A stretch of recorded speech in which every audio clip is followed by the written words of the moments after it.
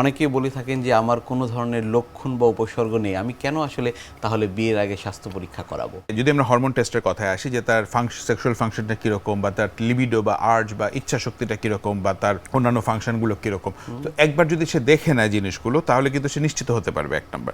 আর 2 নম্বর যেটা বললাম, যে হেপাটাইটিস বি বলি, তারপর সিফিলিটিক যে প্রবলেমগুলো, সিফিলিস বলি বা হেপাটাইটিস সি বলি, হ্যাঁ, তো এই জাতীয় জিনিসের কিন্তু প্রাথমিক অবস্থায় কোনো লক্ষণ থাকে না।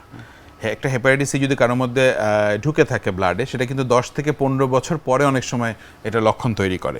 ঠিক তেমনি হেপাটাইটিস বি এর জন্য দেখা যাবে আপনার লিভারটা একটা সার্টেন লেভেল পর্যন্ত ড্যামেজ না হওয়া পর্যন্ত আপনি বুঝবেনই না যে আপনার ব্লাডে এটা আছে। আবার অনেক ক্ষেত্রে পেশেন্টের যদি হাই এক্সপোজার হিস্ট্রি থাকে, বা কোনো প্রোটেকশন বা ব্যারিয়ার মেথড ছাড়া যদি তার এক্সপোজার হিস্ট্রি থাকে, সেই ক্ষেত্রে কিন্তু আমরা এইচআইভি টেস্টটাও করে থাকি, এবং সেই এইচআইভি টেস্টটা করার জন্য কিন্তু আমরা রোগীকে একটা প্রপার কাউন্সেলিং বা তাকে বুঝিয়ে বলি যে দেখেন এই কারণে আপনার এই জিনিসগুলো দরকার। স্যার, হরমোনের যে টেস্টগুলো রয়েছে সেটির উপর আসলে শারীরিক প্রভাব কি কি রয়েছে? পুরুষের যদি টেস্টোস্টেরনের মাত্রাটা কম থাকে, তাহলে সেক্ষেত্রে যদি আমরা মাথা থেকে আসি বা মুখ থেকে আসি, তার দাড়ি মোছ হবে না ঠিক মতো, বা যতটুকু যার বয়স অনুযায়ী যতটুকু হওয়া দরকার ততটুকু হবে না।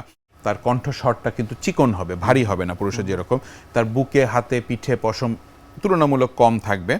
এছাড়া দেখা যাবে যে তার যে পেক্টোরাল রিজনটা বা বুকে দেখা যাবে যে একটু স্থূলতা আছে, বা মেয়েদের মতো আকৃতি বা গড়ন থাকবে যদি টেস্টোস্টেরন কম থাকে। ঠিক তেমনি তার যদি ইচ্ছা শক্তি বা একটা আর্টস থাকে, বা অনেক সময় দেখা যায় সেটা আমরা পরিমাপের জন্য মর্নিং ইরেকশন বা তার সকালে ঘুম থেকে উঠলে উত্তেজনা হচ্ছে কিনা, এই জাতীয় জিনিসগুলো জিজ্ঞেস করে থাকি।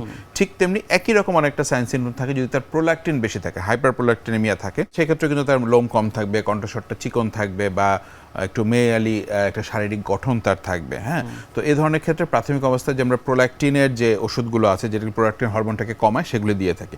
তারপরেও যদি না কমে লেভেলটা, তখন আমরা কিন্তু প্রোল্যাকটিন যেখান থেকে তৈরি হয়, তখন আমরা ওইখানে কোনো প্রবলেম আছে কিনা, বা ওইখান থেকে বেশি বেশি প্রোল্যাকটিন তৈরি হচ্ছে কিনা, তখন আমরা ওটাকে এক্সক্লুড করার চেষ্টা করি। স্যার, থাইরয়েড হরমোনের কথা বলছিলেন, সেটির আসলে কি গুরুত্ব বহন করে? থাইরয়েডের ফাংশনটা আমরা বেসিক্যালি দেখি দুটো জিনিসকে দেখার জন্য। একটা হচ্ছে হাইপার থাইরয়েডিজম, বা তার থাইরয়েডের FT3/4 এর মাত্রাটা বেশি আছে কিনা, অথবা সে হাইপোথাইরয়েড কিনা।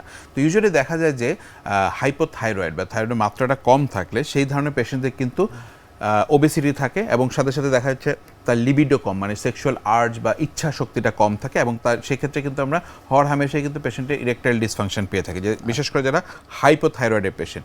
তো অনেক সময় হাইপোথাইরয়েডের পেশেন্টরা একটু স্থূলকার হয়, বা তাদের গরম ভালো লাগে না, ঠান্ডা ভালো লাগে, ইত্যাদি ফিজিক্যাল সিমটম বা হিস্ট্রি যেটা আমরা বলতে পারি। কিন্তু আমার মনে হয় এই জিনিসটা একদম সঠিক কিনা, বা তার মাত্রাটা কি এরকম আছে, সেটার জন্য কিন্তু আমাদের রক্ত পরীক্ষাটা করাই একদম জরুরি আর কি।